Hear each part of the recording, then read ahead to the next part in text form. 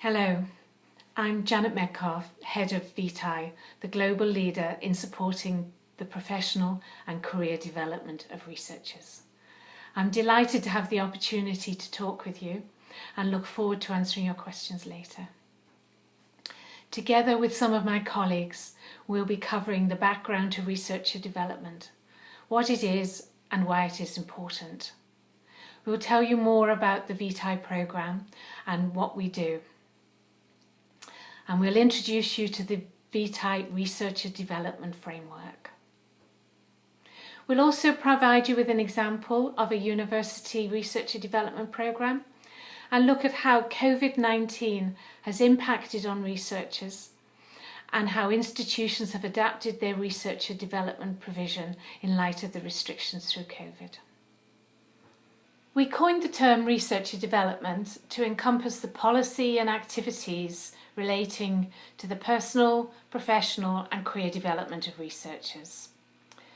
These can be researchers at whatever stage of their career, but it's much more usually used in the context of early career researchers. That is, doctoral researchers, postdoctoral researchers and future faculty fellowships. It's a fairly new term, only becoming more widely used since around 2010. And I want to start the presentation by giving you a short overview of how researcher development established itself in the UK. So Vitae has worked in the development of researchers since 1968, when we ran our first national grad schools, which were residential training programs for doctoral researchers. And the target of these was to support the transition for doctoral researchers into industry and other employment sectors. So the model of delivery on this is still one of our flagship programs.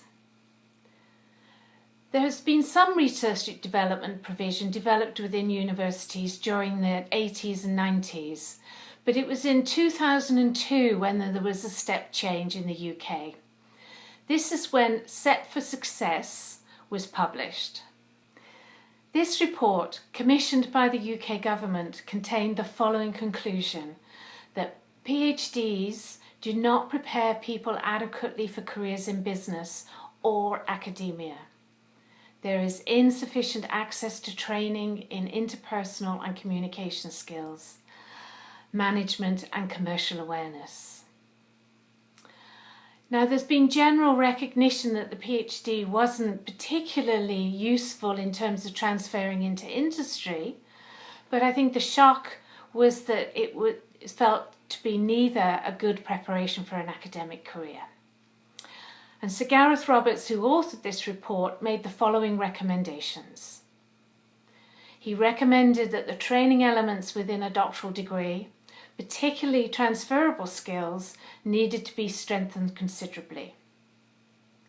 He recommended that the research councils make all funding conditional on students' training meeting stringent minimum standards.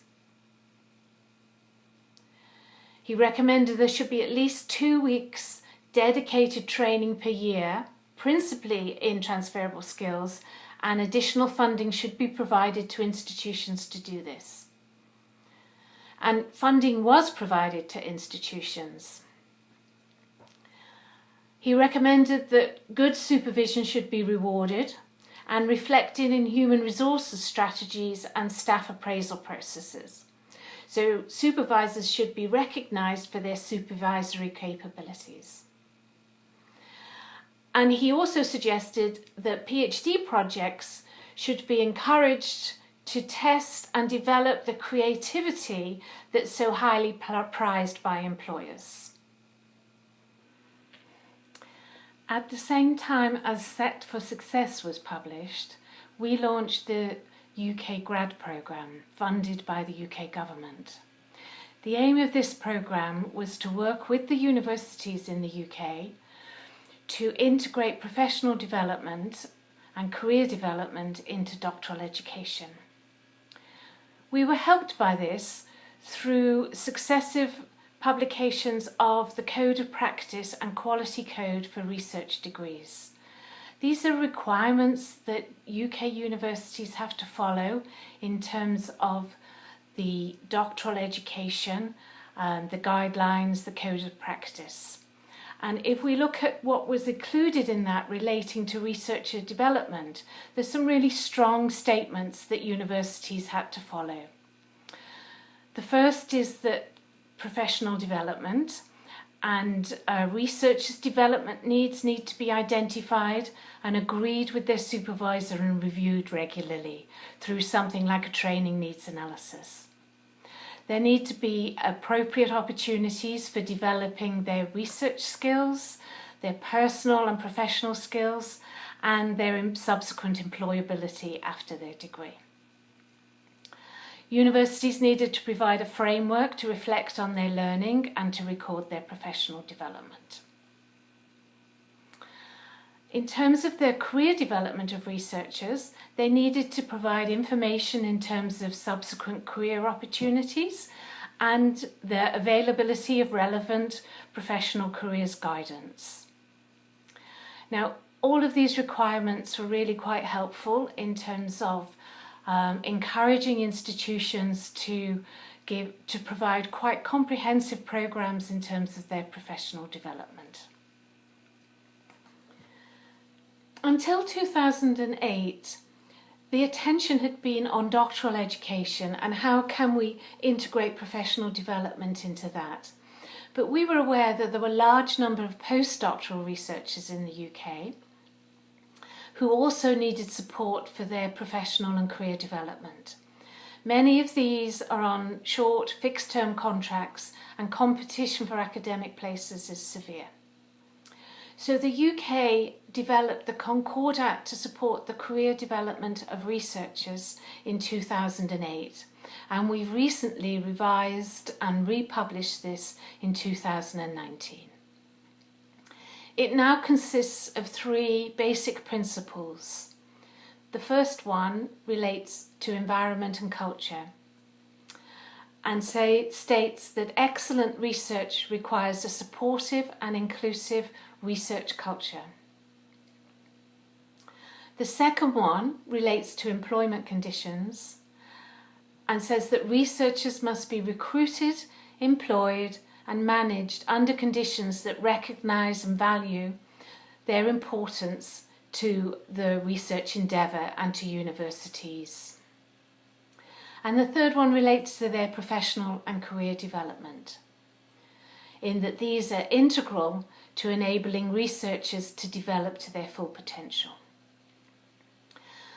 Now, within this Concordat, there are obligations for 4 different stakeholder groups, recognising that each of them have an important role to play in terms of supporting our researchers. So there are researchers themselves and some obligations on them in terms of looking after their own professional development and contributing to the academic community. There are responsibilities and obligations on managers of researchers, such as supervisors and principal investigators, in how they support and nurture our early career researchers. There are obligations on institutions in terms of the support and resources that are available to our researchers and how they support them in terms of their human resources capabilities, for example, through appraisals, promotion procedures, and performance reviews.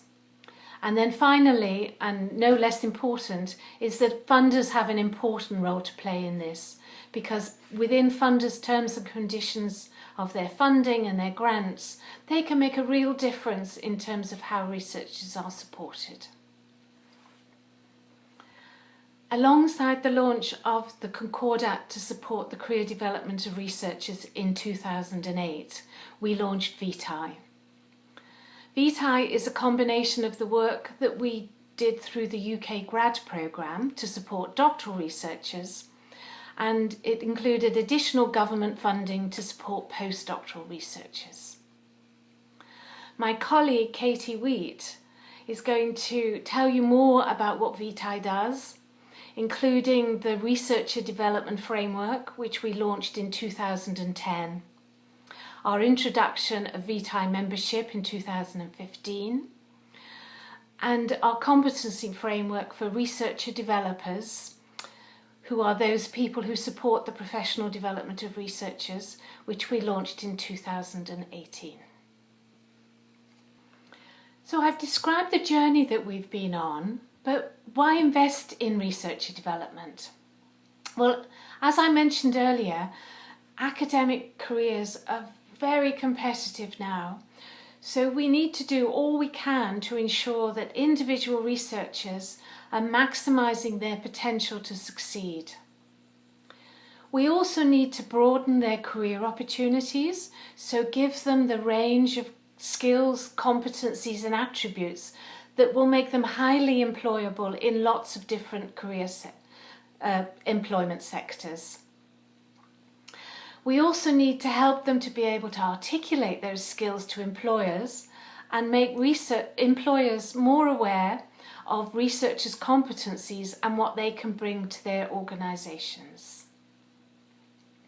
And there are also benefits to institutions. By providing researcher development to researchers, they provide a very attractive environment to encourage highly talented researchers to come to their institutions. They're also more likely to get better research outputs because they're employing and supporting and training better researchers. Given that a lot of research is funded by public money, it's important that this research has an impact, that researchers are able to translate their ideas and their research into tangible benefits for society and for the economy. And then finally, and not least, the whole way research is being done is changing dramatically. We have a whole new environment, and the competencies and skills that researchers need to succeed in this environment are changing. For example, there's so much emphasis now in terms of interdisciplinary and multidisciplinary research. Our global development goals are going to need large teams of researchers coming together and nations coming together to solve what are quite wicked problems that we face today. There's more emphasis on intersectoral collaborations and how do we transfer the knowledge and experience across sectors? How do we translate research into innovation and evidence the impact of this research is having on our society, our culture and our economy? There's much more focus on engaging society with our research, and particularly research users, all of which need skills that researchers didn't need to have before. We want to do more open research so it's more accessible. There's more emphasis on having open publication, on open data. All of these present new challenges in how we train and develop our researchers.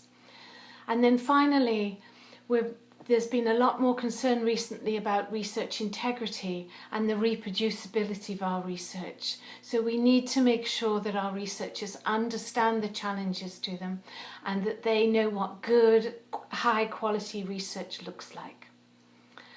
So being an excellent researcher isn't enough anymore. You need the range of competencies that you bring together to make sure that you can tackle some of these challenges that we're facing.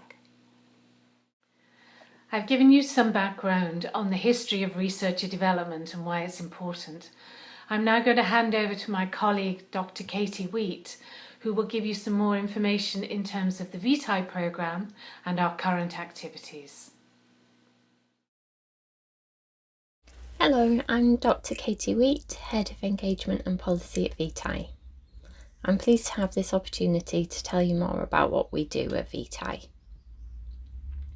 Vitae is a not-for-profit programme that was initiated in 2008 to support the professional and career development of researchers.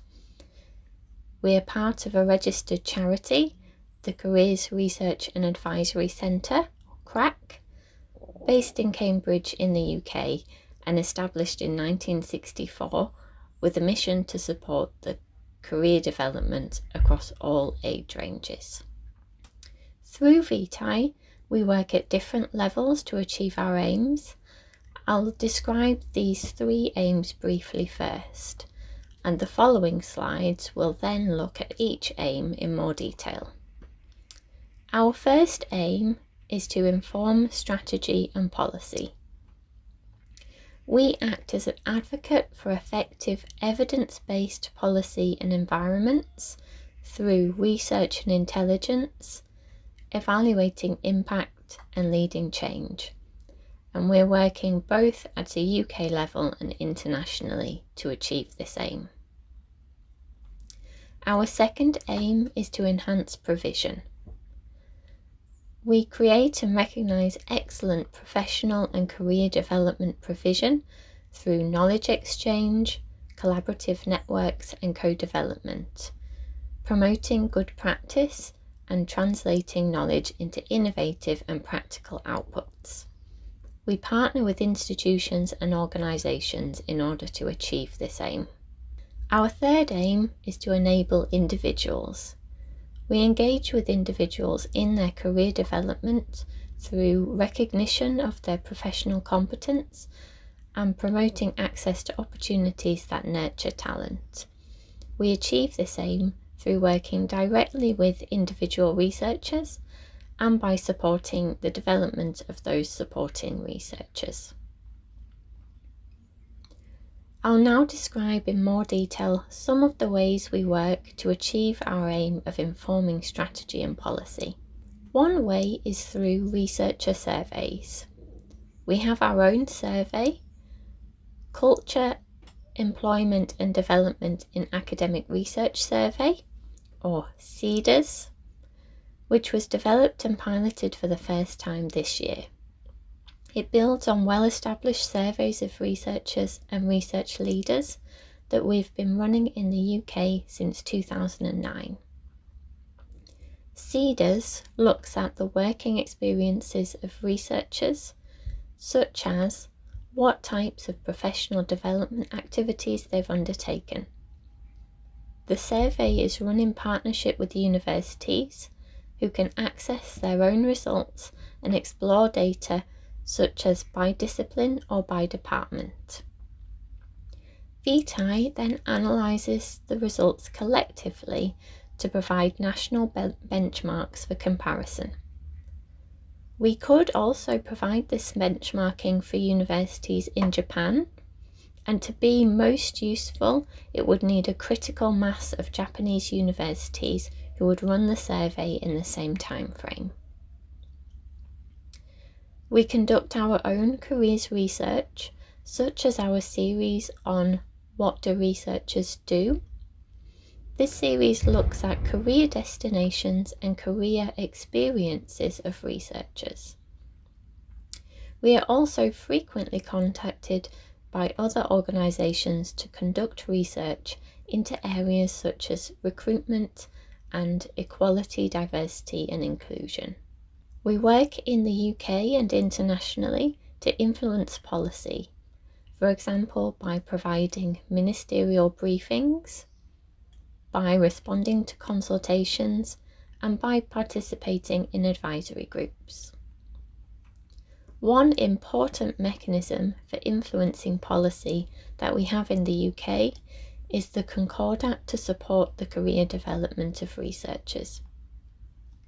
At the UK level, the implementation of this national agreement is overseen by the Concordat Strategy Group, which Vitae provides the secretariat to. To enhance the provision of professional and career development support for researchers, we've developed a suite of programs that are ready to use or can be adapted by experienced facilitators for different contexts. Several of these have already been used by our trainers in Japan, such as our Career-Wise Researcher and Collaborative Researcher programs. We have a long history of face-to-face training, and in recent years we've been developing our online training offering. which this year has been a vital source of support for researchers who have been unable to travel and in some cases unable to leave their homes for periods of time. On the 12th of November, there will be an online training for doctoral researchers to support their professional development planning, and you can sign up for this now. Our programs use a well-established experiential learning method, and we provide training for new and experienced facilitators to successfully deliver our training programs using this methodology. We also work in collaboration with universities, with funders, and with other organisations to co-develop new programs and new resources. One such co-developed resource is our Evaluation and Impact Framework, which has been specifically developed for use with researcher development programs. This framework allows us to measure the benefits of training courses in terms of researcher learning, and this provides important evidence to support investment in training by universities and funders. For researchers themselves, we provide a wide range of resources through our extensive website. This includes online self-directed courses to support individuals with their professional development planning. We also have a significant collection of resources and information around the Vitae Researcher Development Framework. This is an internationally recognised framework to describe the knowledge, behaviour and attributes of successful researchers. To achieve our aim of enabling individuals, we also provide support and a professional community for those who support the development of researchers. In the UK, we call this professional group researcher developers, but this can also include careers professionals, supervisors, research group leaders, and senior leaders in universities who have a responsibility for supporting and developing their researchers. This also includes trainers and developers working outside of universities, and we have a large network of trainers who have experience in developing training and delivering this to researchers. Many of these trainers have been researchers themselves. We support this growing community of practice through events, meetings, and online resources. In September 2020, we ran our first online 4-day conference, Vitae Connections Week.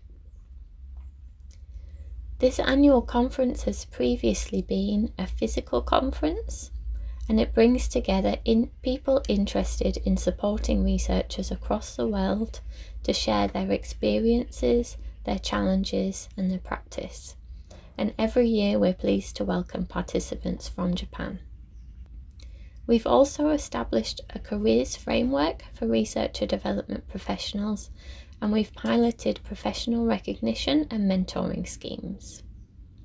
This provides researcher developers the means to think about their own professional development and how to improve their ability as trainers. Today, Vitae works with over 200 institutions in at least 23 different countries.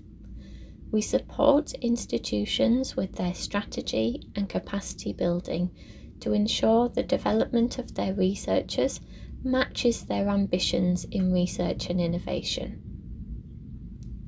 One of the key ways we partner with organisations to do this is through our international membership programme.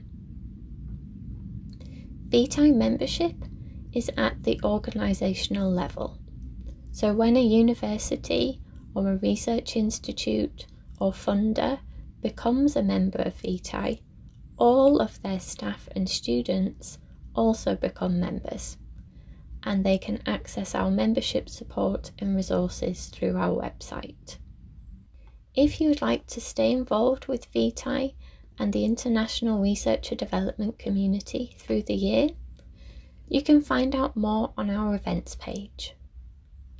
One of these annual events is the 3-minute thesis or 3MT competition, where doctoral researchers present their thesis to a wider audience in just 3 minutes. The Japanese final of this 3MT competition, which is hosted by Hiroshima University, is happening on the 21st of November.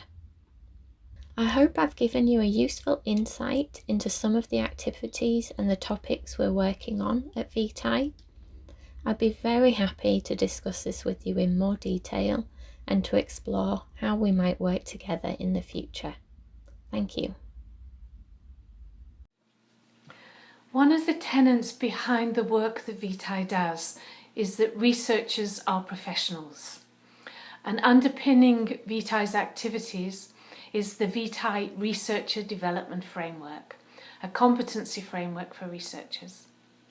In this next presentation, my colleagues Dr. Katie Wheat and Jen Reynolds will be telling you more about the Researcher Development Framework.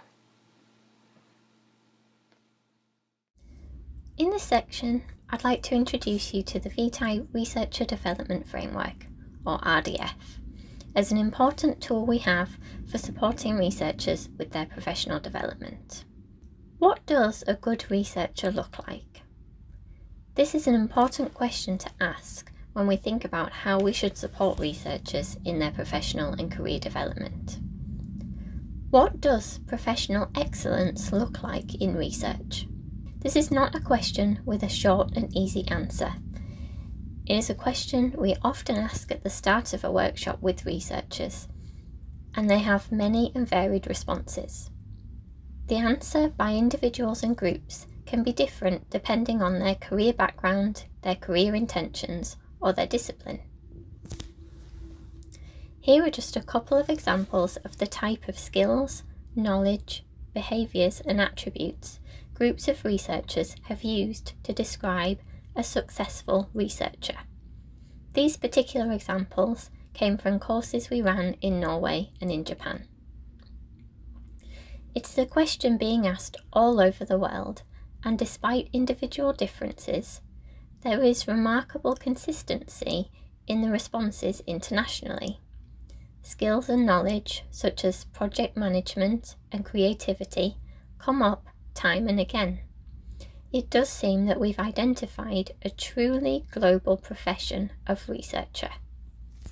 When you think about what a good researcher looks like, you might first think about their role as a specialist. Researchers develop deep expertise in their subject, discipline, and methods. It's easy to imagine how this deep knowledge is developed over time through conducting research itself and through training and reading around their discipline. Although this narrow concept of a researcher's expertise is now outdated, some employers and some researchers themselves still view researcher roles in this way. But a T-shaped model represents another way of looking at a researcher, a view that is much more commonly held today. Here, the researcher has both deep functional and disciplinary skills and expertise, and a broad range of skills that are valuable not just in research, but across all sectors. The challenge is convincing employers that researchers have these skills, and also convincing researchers themselves. Researchers need to be convinced that they have these skills, that these skills are both relevant and valuable for an academic career and for careers beyond academic research. And researchers need support to be able to describe these skills to their current and future employers. Researchers will develop some of these broad skills during the course of their research within their school, their department, or within their research group. Other skills will need to be developed through training and development activities, which are often coordinated more centrally by institution-wide careers or researcher development teams.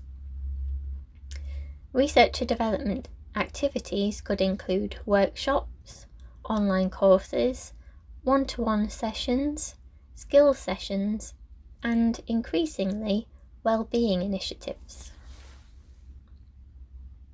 As another example, on the left-hand side of this figure are a range of professional competencies developed by researchers and looked for by employers. The coloured bars then show how likely a researcher is to have developed each competence during the course of their doctoral programme, either formally, informally, or through other activities. And you can see on the right-hand side a significant proportion of researchers reported that they were not developing competencies such as business awareness or entrepreneurial skills. So the two most important things to note here are the blue line, showing how few of these competencies are formally integrated into doctoral training, and the red line showing how many are not developed during doctoral research at all. And these findings are echoed in our surveys with employers, often highlighting a gap between the competencies employers are looking for and the competencies employers think that researchers have.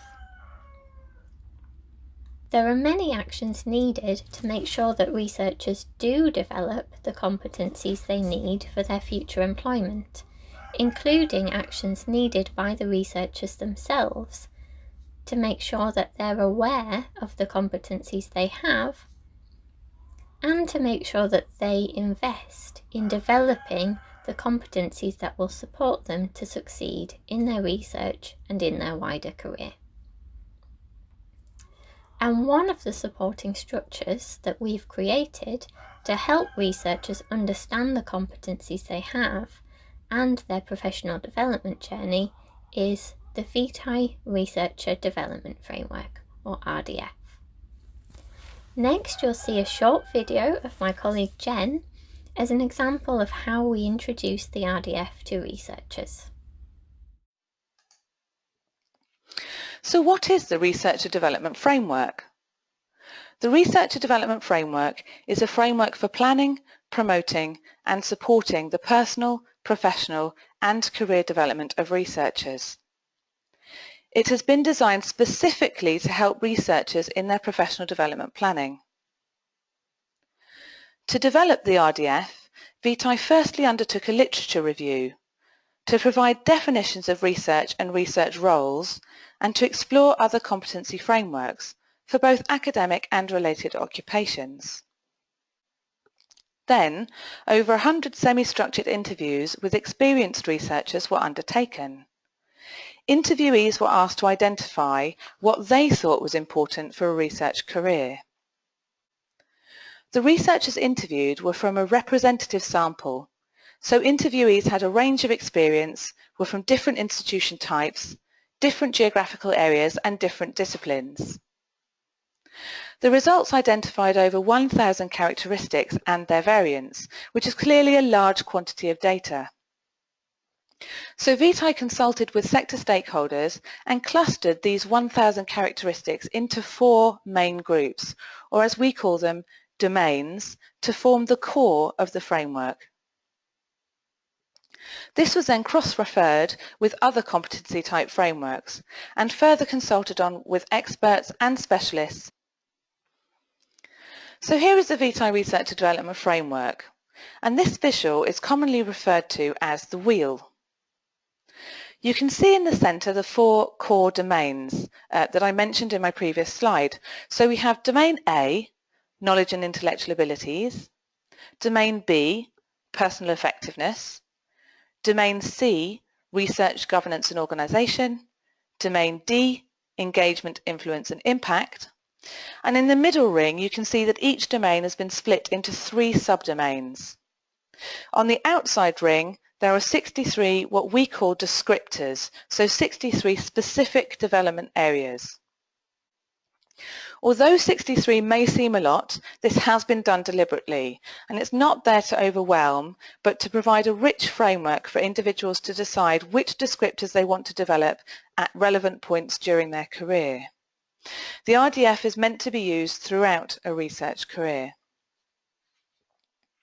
It's important to note that the RDF is not meant to be taken in its entirety at any one time, but that to get the best out of using the framework, it's best to focus on 4 to 5 areas to start with, and then come back to it regularly to gradually build up a portfolio of your expertise over time. Behind the 63 descriptors, there are also up to 5 phases of development. So you can see here that self-reflection, domain B1, has phases 1 and 2, and then 3, 4 and 5 have been combined. Whereas for intellectual insight, domain C3, there are 5 phases. This is because for self-reflection there is less far to travel, but for intellectual insight there is a more complex developmental journey. A researcher shouldn't expect to reach phase 5 for every descriptor during their career. Even very senior researchers may not be at phase 5 for everything. If you took 20 senior lecturers and mapped them to the RDF, their profiles would all look very different depending on which areas they decided to develop at any one time and their career trajectory. Many researchers may not yet be at phase 1 for some of the descriptors, particularly if they're early in their career. The RDF is an aspirational framework that demonstrates the distance that can be travelled in each area. Perhaps you might focus more on domain A in the early years of your PhD and then move to different domains and descriptors depending on where your career is going. For example, an associate dean for research might have an emphasis on research strategy or income generation, whereas someone who had begun on their own spin-out might have focused more on the skills related to enterprise.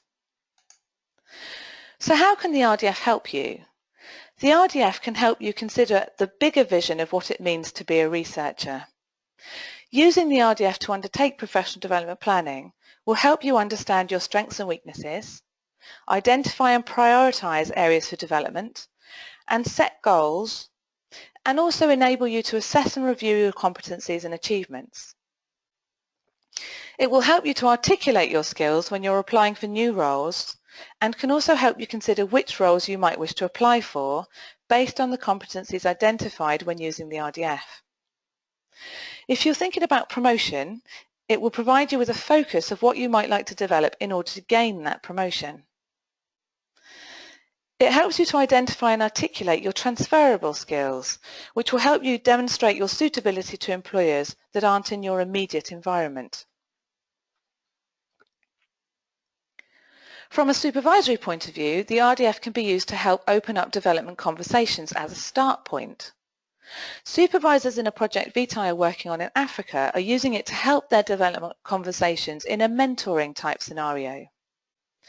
It's enabling supervisees to think about their strengths and weaknesses in advance and come to the meeting with points for discussion, whether that's help to identify areas to develop in the first instance, or help to identify ways they can improve in certain areas or actions they can take for their professional development. These conversations can also be useful to you as a supervisor for you to reflect on where you are and what you might like to develop further.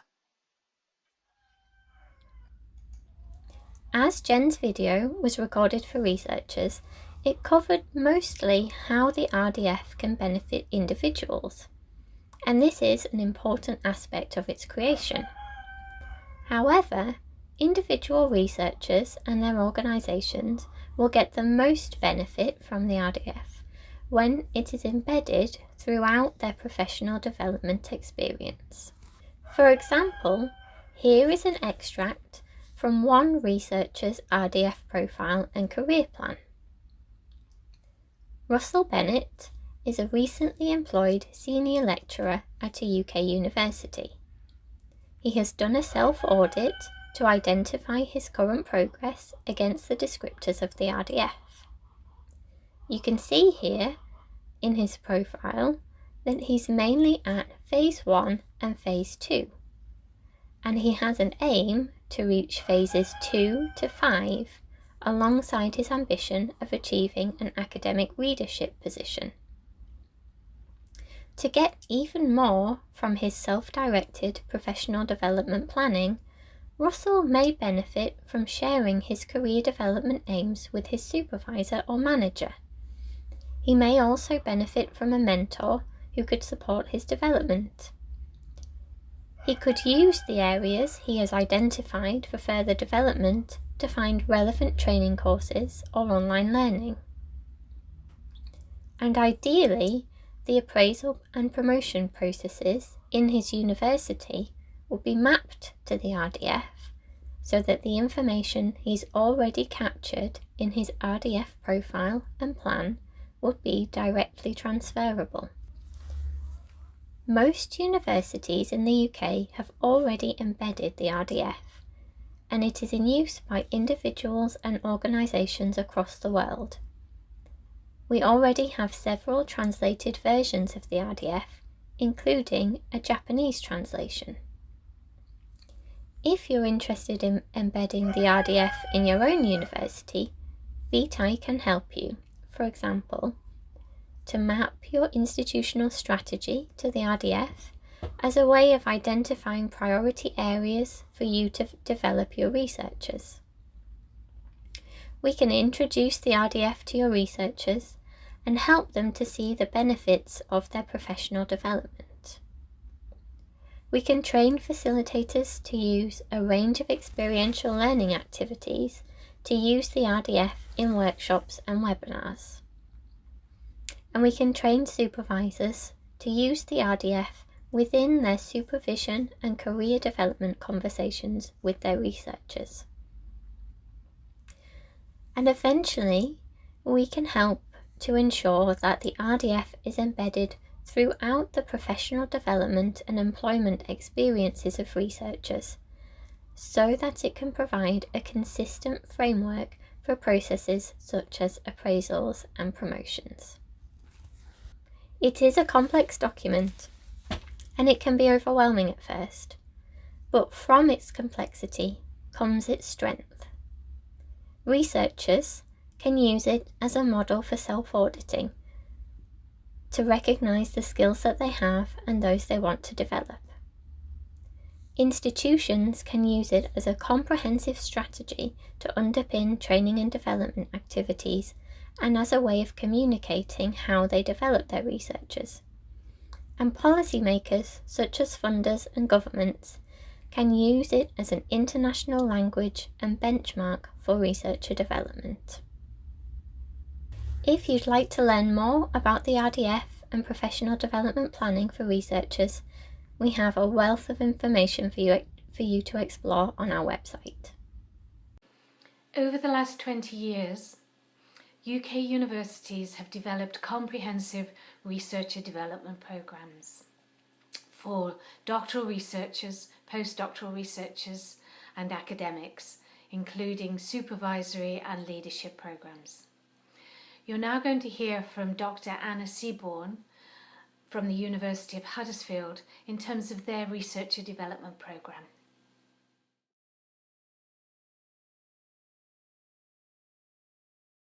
皆さん、はじめまして。ハダスフィールド大学の研究と企業の研究者環境のシーボーン・アナと申します。よろしくお願いします。Hello everybody, I'm here today to talk to you about the Researcher Development Framework and how we use it at the University of Huddersfield. So I'd like to give a bit of background and context so that you know what kind of an institution we're talking about. I'm going to tell you a bit about research at the University of Huddersfield. Based within the Leeds City region, the university is an anchor institution and major employer, and in 2019 became a signatory to the University Partnerships Programme, Civic University Agreement. Significant economic and demographic challenges exist to drive collaborative research and development with local organisations. The university has 7 academic schools undertaking research in a broad range of disciplines with particular emphasis on STEM, humanities, social sciences, business, art and design. The schools are supported by 7 central support service directorates and are overseen by the Vice-Chancellor's Office. Okay, so how is the university organised? Well, we have an overall structure with the Vice-Chancellor's Office at the top.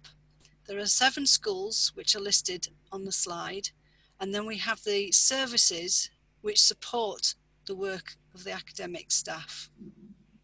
So, where does researcher development sit? Well, I lead a team called the Researcher Environment Team, and we work very closely with our colleagues in people and organisational development. But we work closely together, and we both use the Researcher Development Framework. So what does our research development program look like? Well, we run a program for postgraduate researchers, which we aim to have a lot of flexibility in it so they can choose what they really need. So they choose their own development priorities, whether this is building skills, their abilities and intellectual qualities, all the things that they might need whilst they're doing their research degree and also for their longer term career goals. The program is based on the Vitae Research Development Framework. So our training includes all the aspects of being a postgraduate researcher, personal strengths, prioritizing areas for professional development. In other words, teaching researchers to be able to think about their own research needs and their own training needs and plow their own path. So part of that is about writing plans, monitoring their progress and successes. It's also about doing productive discussions with others. How do they interact well with their supervisor? What formal and informal development opportunities are there? How can their research have an impact in the real world? And some of the practical things about progress reviews, appraisals, or career development conversations. We also try to put support in to help them to think about their future career option and goals. And so we do this through considering their capabilities and experience to enhance their career prospects, assessing opportunities offered either inside the institution for continued research or elsewhere, looking at development opportunities outside their research area, and also then how to highlight, articulate and provide evidence of the transferability of their capabilities and expertise in a CV, in job applications and interviews. And that's in one of the areas in particular where the RDF comes in really useful. We also help them to develop their entrepreneurial skills through various support programs. So how do we do this? How does this play out in practice? Well, all postgrad researchers attend the Central Welcome and Induction event, which is designed to help them to familiarise themselves with their life as a postgrad researcher. This provides an opportunity to meet other researchers from their own and other disciplines, to meet key university staff, and to ask any questions, and I mean any questions, regarding their programme of study. They also get to meet the Dean of the Graduate School, who basically is the figurehead who leads the school and represents postgraduate voice within the university. So some of the kind of topics we would cover at central and local induction include expectations of supervisors and postgrad researchers, research skills training, the virtual learning environment, so that where all of our researcher developer resources are curated so that they're available to our researchers. Using the library and information technology, open access, wellbeing careers, supervision, progression monitoring. So that's the regular checks that they have to go through as they go through their research degree. There's also discipline and cohort-specific training provided within the 7 academic schools, and I liaise with the directors of graduate education in the schools to ensure that what we do is complementary to what they're offering.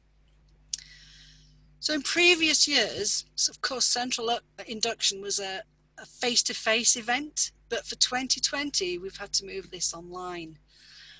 So the university worked with a wide team of stakeholders to create an online induction module in the virtual learning environment. We happen to use Brightspace. You may be more familiar with Blackboard. And within that, we created a dedicated area for postgrad researchers covering the following topics: introductions and expectations, your supervisory team, what it's made of, how it works, how often you meet, your research support network. So this is all the sources of support that they can get from outside of the supervisory team, including their research admin or from ourselves or Wellbeing, etc. Research integrity. We are signatories to the Research Integrity Concordat. So from this year, training in research integrity is a compulsory element. Then there's a section on researcher development, and this is where we've chosen to introduce the RDF. We actually give the postgrad researchers the getting started lens as a way to help them think or start to think about their own skills and development needs. We also have, we're very lucky to have a section on academic English for international PGRs. We introduce them to representation, how the researcher voice is represented through the university. We've put in a short section, and this is new, about your research and social media, because in the way that the pandemic has affected research worldwide, we believed that being able to communicate and use social media to get your research out there is going to become ever more crucial. And then a small part about their school PGR community to signpost them on to what's available within their schools. There are broader training opportunities where researchers can gain skills and knowledge. And I think, again, to refer back to the RDF again, that helps us to try and encourage researchers to see that it doesn't all have to be workshops. They can develop those skills and attributes through things that they do or things that they get engaged with. So that those include, for example, collaborating with industry, placements, internships, as well as anything that we might teach. And we support that from the researcher environment team with researcher environment drop-ins. So those are, we run those once a week, and they're actually for any aspect of research. And again, the RDF can be a useful tool in those sessions when people are not quite sure what they should be doing or where they should be putting their energies. Just to run over again how we actually use the RDF. We use it extensively throughout researcher development. We use it at induction, where we have the getting started lens. Our skills audit for PGRs also maps onto the broad RDF areas. All of our PGR workshops are mapped onto the RDF. So the staff development sessions are targeted at research staff, and the PGR workshops are at postgrad researchers. And within that, we use sections of the RDF to encourage supervisors to both reflect on their own research career journeys and also how they can help their supervisees to develop. So we do that by taking some of the more detailed explanations of the sections of the RDF and giving them a few of those to discuss and to think about how they have acquired the skills and attributes on those scales and where they think they are on the scale, and then how can they use their experience to try and help their PGRs also develop down that trajectory. We also use the RDF to signpost the value of other development opportunities. For example, we try and say, look, you know, it's not all workshops. Some of these things, if you run the PGR conference, then you'll gain the organizational skills, you'll gain the ability to speak in public, you'll gain other aspects. It doesn't have to always be a workshop. We have a current project around induction and training for research staff, and we've mapped all of the training that's currently available, and we'll be using the RDF also to identify where we could improve this. So why is it that we particularly use it and encourage our staff and postgrad researchers to use the research development framework? Well, I think the first thing is that it's relevant regardless of their career destination, whether they plan to stay in academia, whether they want to work in industry, whether they want to move like I did, which is to move from research into research support. it's a really useful tool to help you think about your career and where your skills and attributes could be developed, or where you need to work, or even simply about making career choices. Another advantage of it is that it works all the way through, from postgrad researcher right through to principal investigator. And although a lot of the things I've talked about today have been about postgrad researchers, it's definitely on my agenda to try and raise the awareness amongst more senior staff, or actually particularly those who are mid-career, about ways that they can develop. It's useful because it's a reflection tool. It enables you to have a look at what skills and attributes there are, where you see yourself, and then help you to plan how to fill those gaps. And that's on an individual point of view. From the institution's point of view, it's very useful for us to kind of be able to assess whether our training and development opportunities are actually covering all the range of areas that they should do. So finally, I thought I'd talk a little bit about the impact of COVID-19, and particularly on research, and then a bit about how the university has responded to that. So we ran the CEDARS survey towards the end of July, and there's an opportunity within CEDARS to ask a question, to add your own question into it. It's a survey of researchers. And so one of the questions we asked was, to what extent do you agree that remote working has had an adverse impact on your ability to carry out research, such as fieldwork, lab access, and the home working environment?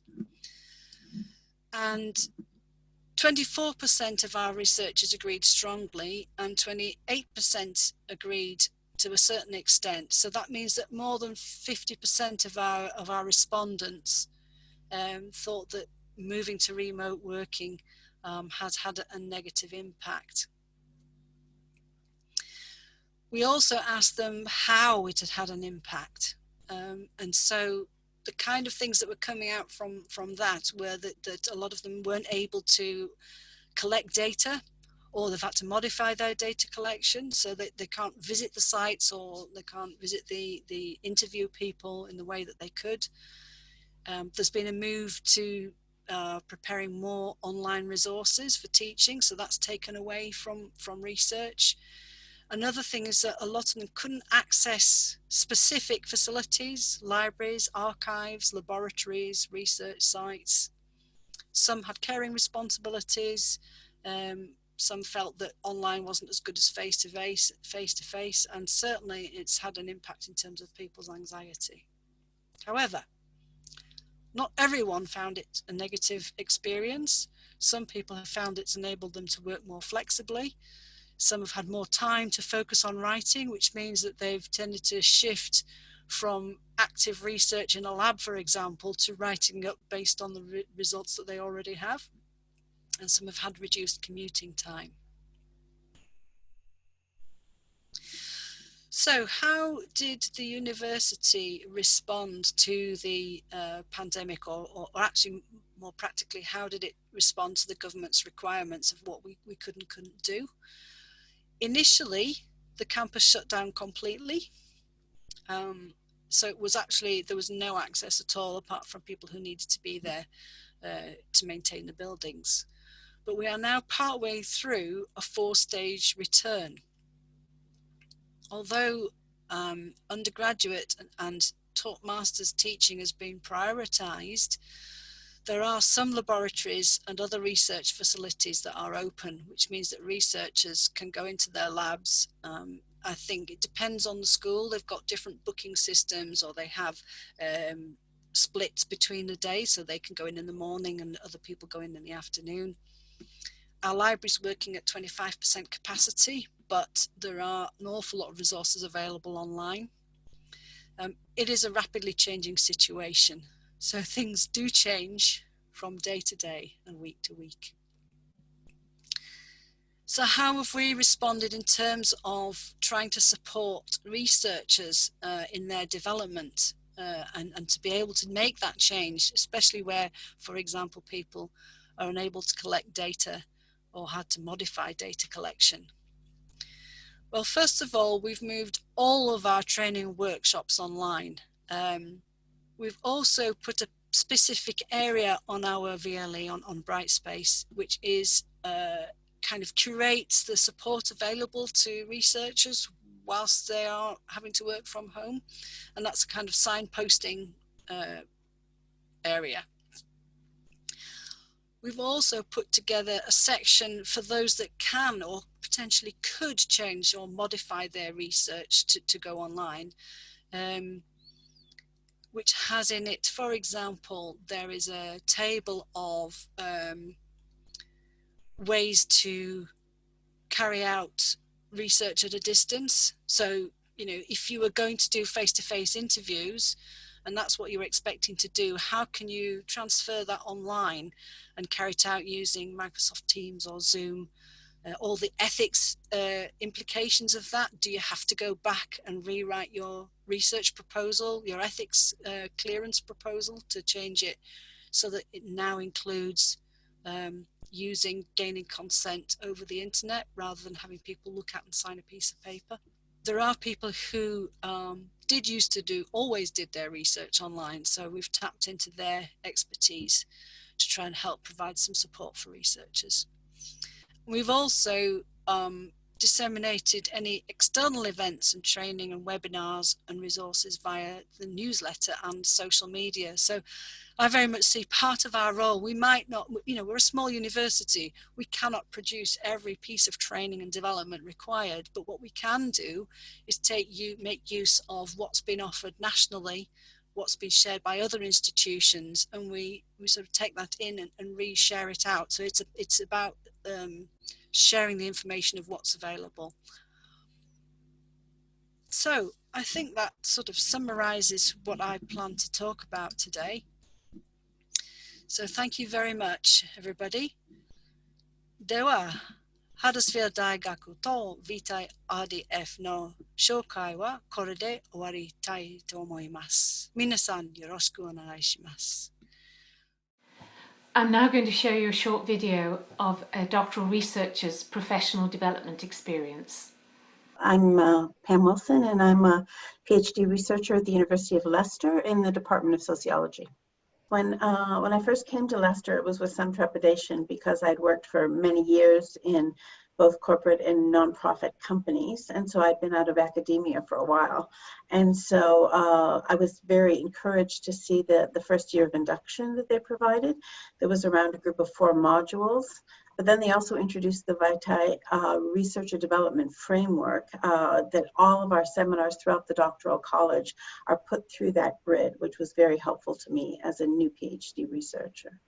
We're required every other month or so to provide a training record of the various activities, and because they are grouped around the RDF, I can see what domains I've been weak in, and something that's been encouraging to me as more of a later adult learner is to see the domains I was already strong in, actually, so that we have a menu of different activities and trainings that we can take part in. And I usually use the RDF to see what areas I need to work in at that particular time to choose what I want to get involved in. Some of them were particularly research oriented in terms of qualitative research, the different knowledge base and the knowledge growth in that domain of the RDF, but there were also certain things in terms of professional development, as well as the different character qualities and skills that are needed to be a good researcher and to have, to be successful as a professional. And it was good actually to look at particularly the subdomains rather than the bigger domains, because some of them I would be strong and some of them I would be more weak, but particularly in terms of the professional development, actually I was already fairly strong in those, and it was more, I think it was domain A in terms of the knowledge. My master's is in anthropology, and actually I don't have a sociology background, so I had to do a lot of work in domain A. But as every researcher knows, the more you research, the less you actually know. So some areas that I was strong, I felt several years ago, I find that I need now more additional development in. The professional development provided by University of Leicester has been incredibly helpful for me, particularly as there was a gap in my academic career, but when I started my PhD, and there are many areas that I didn't realize I would be weak in, or that I wasn't even aware of. So to see it, the kinds of things they've provided within the scope of the RDF, actually, so that I could evaluate it according to a framework, was very, very helpful for me. What advice would you give to other researchers? I think I would tell other researchers, particularly from other universities, maybe possibly that don't use the RDF, to use it personally and individually, because it's such a helpful framework to see, both to evaluate your weaknesses, but also to evaluate your strengths.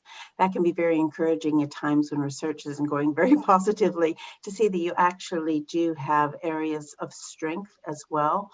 But it's such a helpful way to evaluate also the weaknesses and areas in which you need to grow, and to identify things that you need to find yourself to be able to grow in those areas.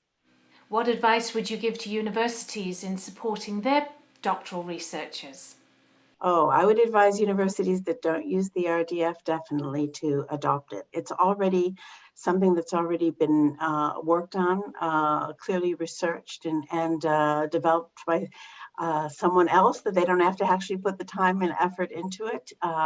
Certainly I found in my program that it covers all the areas that I've needed, because my university does use it. I assume they have felt the same. For an individual approach as well, it's been incredibly helpful. So I would think most universities would find it a beneficial thing to do for their researchers. I've mentioned the importance of improving the research culture several times in my presentation. And one of the reasons behind this is that we're seeing much more attention on well-being and mental health of our researchers. These articles are just some of the examples that we've seen recently in the press, asking questions about how healthy is doctoral education for researchers' mental health and well-being. And I'd like to spend a little bit more time looking at this, and also into the impact of the current COVID-19 restrictions in terms of researchers' well-being. One of the most important studies that have been done recently on the mental health of doctoral researchers has been done by Katia Levesque at the University of Ghent, who studied the PhD researchers in Flanders and found that 1 in 3 of the respondents to her survey were at risk of developing a common mental health disorder. In terms of some of the indicators of poor mental health and well-being, she found that better mental health was found for those doctoral researchers who thought that their doctorate prepared them sufficiently for a career outside academia, and considered a PhD in their field as an added value for employers outside academia. So where they saw a direct connection between what they were studying and their future career prospects. And we've seen similar results in the UK with our annual survey of doctoral researchers, PRES. And we can see there that researchers who invest in their researcher development are much more likely to have a more positive outlook. Those in terms of whether or not they feel that their research degree was worthwhile, and being more satisfied with their work-life balance. So we can see that those that are likely to have a more positive personal outlook, if they've received training in developing their research skills, and that they have agreed a personal development plan with their supervisor. Similar messages were coming through on a project we did exploring the well-being and mental health of doctoral researchers and the associated support systems provided by universities. In terms of negative indicators, researchers consistently describe the doctoral degree as stressful. Difficulties in the supervisory relationship were seen as common causes of well-being issues. and internationally mobile researchers came out as being potentially more vulnerable in that they can be more isolated. On the positive indicators, researchers who had a career development plan and had received training were much less likely to have considered leaving or suspending their doctoral studies. And overall, researchers were positive about their contact with their supervisor. And we saw that researchers who were in cohort trainings, i.e. were being trained in groups or had access to support networks, were more likely to discuss issues to do with their well-being and mental health. And discussing issues is one of the first steps to ensuring that you do have good mental well-being. Looking after your well-being and mental health has become even more critical as we've experienced the COVID-19 pandemic. Vitae has been involved in 2 surveys during the COVID-19 restrictions that have targeted researchers to look at what has been the impact to them on their research activities and their mental health and well-being. One has been with the Government Department for Business, Energy and Industrial Strategy, looking at what has been the impact on research productivity of COVID restrictions. This was launched on the 26th of May when we were still in full COVID restrictions with individuals working from home. We gathered 8,416 responses from this survey from researchers who were working in universities and public sector institutes. We've also undertaken a survey with the Student Mental Health Research Network, SMARTN, particularly focusing on doctoral researchers and early career research staff, so postdoctoral researchers and research fellows. This was launched in the 16th of April, very early in the lockdown, and we received 4,826 respondents to this survey. So in the base survey, we asked researchers how have they been spending their time during the lockdown. And we can see that there's been a significant impact in terms of research activities that they would previously have done. Reductions in the level of academic network and dissemination activities. Reductions in the commercialization and business collaborations. And similarly with their ability to supervise and be involved in peer review and evaluation of research proposals. But conversely, we've seen some increases in research-related activities, largely in terms of writing papers, in being involved in more teaching activities, preparing research grant and fellowship applications, and doing more desk-based research. We also asked what sort of hours researchers are working, and we can see 2 interesting factors going on here. The results are showing that during lockdown restrictions, some researchers are working very much fewer hours and many are working many more hours. So we've seen a stretching in terms of differences in working patterns. We've also seen more changes in activities in terms of flexible working patterns, with considerably more researchers working in flexible ways. We've seen researchers exploring new research directions, potentially because they've been unable to carry on with their existing research activities. We've seen funders granting extensions to research projects, not necessarily with additional funding, just additional time. We've seen some researchers switching to COVID-related research and some researchers switching to COVID activities, for example, supporting the National Health Service in terms of supporting COVID-related patients. We've seen increases in publication outputs, but this has differed depending on whether or not researchers have had caring responsibilities. However, we're also seeing potential risks to research groups if the COVID restrictions continue. These are responses from research group leaders about the things that they are worried about in maintaining their research activities. So, for example, they're very concerned about the reduced capacity for research due to caring responsibilities by their research group members. They're worried about an adverse effect on publications in being able to produce more research outputs. They're seeing concerns around less capacity for doing research due to staff having additional teaching responsibilities as more teaching is being moved online. They're particularly concerned about the loss of fixed-term contract researchers as universities are concerned about their finances. And one of the areas where they're particularly worried about is the long-term impact on whether or not it will discourage staff from working in academia. And we'll see more researchers leave academia to look for occupations elsewhere. And that they're also worried about permanent staff being made redundant because of financial restrictions within institutions. Unsurprisingly, the COVID-19 restrictions are having an impact on those researchers who have caring responsibilities for children or for their parents or for other members of their family. From the Smarten survey, 25% of those respondents said that they had caring responsibilities.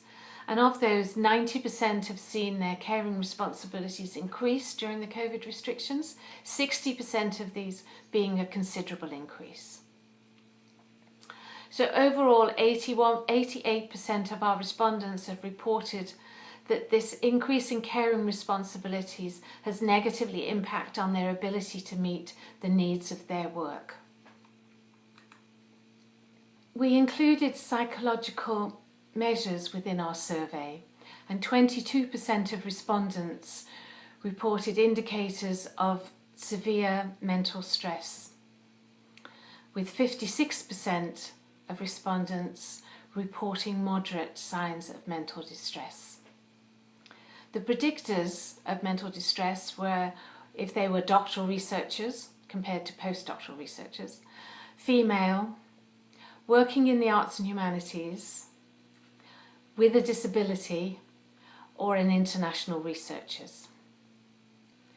Similarly, researchers who felt that they were not well supported by their supervisor or line manager or by their university, or were lacking in clear guidelines from their university about how they would be supported in terms of the changes in working arrangements, also were at more risk of mental distress. We asked the respondents about how well they felt supported by their supervisor or line manager, and we got fairly good responses to that, with more than 2/3 of respondents saying that they thought that their supervisor had done all that they could to support them during that time, that they'd been in contact with them to check how they'd been managing during the lockdown, that they had provided support and advice to help them to work remotely, and that they had made clear arrangements for their progress meetings to continue. Slightly less felt that their supervisor had supported them to stay in touch with their peers and colleagues around the university. We saw slightly lower results when asked about whether or not they felt that their university had done everything to support them, with only 38% saying that they thought that the university had done everything that they could to support them at that time. But more than half said that they'd made arrangements for skills training to take place online, and we'll look at the experience of universities in a bit more detail in a minute. Very few of them had any information in terms of whether or not they could extend their research activities or their doctoral studies under the COVID restrictions, but this was still very early in the COVID restriction lockdowns, and since then certainly the public funded researchers have all had information in terms of what extensions they can have with their contracts. So respondents felt that their university had been very helpful in terms of providing support and advice to how they could continue to work remotely. and that they had provided good, clear guidelines on how to support them to manage any changes in their ability to work. You heard earlier from Anna at the University of Huddersfield how they've adapted their research and development provision in the light of the COVID-19 restrictions. You're now going to hear from a group of researcher developers at the University of Bristol, Cardiff and Exeter of how they've adapted their research and development provision and the lessons that they've learned in moving their training from face-to-face delivery to online delivery in many cases. So they'll talk about how they made it accessible so all researchers could access it irrespective of their personal circumstances, about how they needed to make sure that people had sufficient digital literacy to be able to work with the technology that they were using, and how they've looked at blended learning as a means of combining self-study with online learning. So what you will hear is their experiences of research and development within this new online context. What have been the challenges for them in making that changes? And what are the positive aspects of moving to online research and development? At the Doctoral Academy in Cardiff, we have a long-standing programme of largely face-to-face courses in research and professional skills for PGRs. With dedicated training space, we focused on creating stimulating class-based experiences to engage learners and build a sense of community. We knew we needed more online learning to move on from purely synchronous activities and to better support diverse learners. We'd invested in some external platforms and webinar programmes, largely to offer as blended resources. Our personal experience of planning or delivering online teaching was really limited, so as researcher developers, we were only partially equipped to switch to full online. We shifted from being experts to novices overnight. At Exeter, we've actually been delivering online training and development for the past 8 years. We've been gradually building and expanding our interactive webinar programme, and it now mirrors our face-to-face delivery. So when the COVID-19 pandemic hit, it gave us the opportunity to be more creative in our online content development. So we have been experimenting with podcasts and with infographics, and we also employed a number of our PGRs to develop multimedia online resources. Bristol Doctoral College switched to an online personal and professional development program quite abruptly back in March as a response to the pandemic. Some members of my team had experimented with online training in the past, but for me, it was an entirely new experience that caused a mixture of anxiety and excitement at the time. And the two things I vividly remember are the incessant trialing of different online platforms and the eagerness of both my colleagues and external training facilitators that I work with in making the literally overnight switch to online as smooth as possible. Since then, we have run numerous online workshops and discussion groups, a virtual 3-minute thesis competition, an online version of our flagship Research Without Borders public engagement event, and lately we've also been experimenting more and more with the production of recorded resources. I think there are a number of challenges in moving training and development online. There's the tendency to default to lecture delivery. It's much easier than doing the complex multitasking involved in constantly engaging with the chat and creating that sense of dialogue and monitoring engagement and understanding in a very different way than you would do face-to-face, but also the kind of managing the technology and the different interactive tools that you might have available to you. I think there's also a danger that we assume digital literacy amongst our students, and also that because we're delivering online, it's accessible. Again, we know that that's not the case, and we really need to be conscious about how we're building accessibility into our online delivery.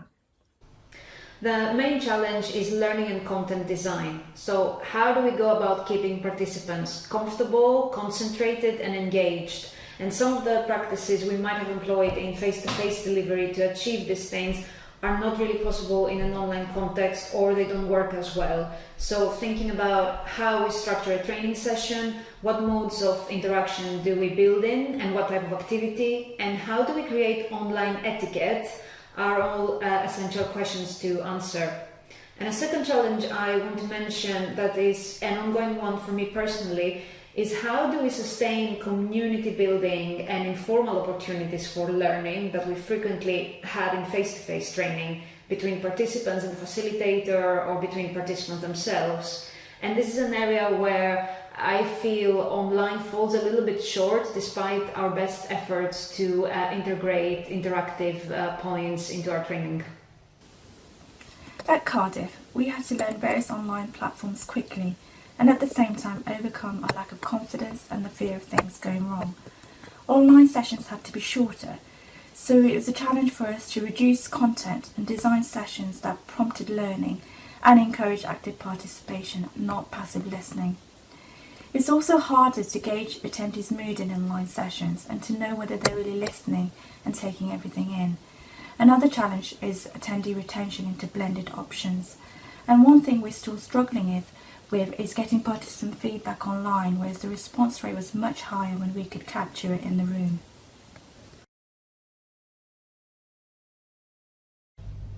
Online training has certainly improved accessibility, and the past few months I have come into contact with students that I wouldn't have under normal circumstances, and this includes a student that is permanently based in Vietnam, a single parent that is studying part-time and is rarely on campus, and a mature student with serious health issues for whom it's normally too much effort to attend face-to-face training. And it's also true that online training has given me courage to explore the flipped format more than I dared to before. So this idea that content can be delivered beforehand in a recorded format and any synchronous time is used mainly for practice, activity and discussion. And when implemented successfully, the online flipped format can have a very positive impact on learning design.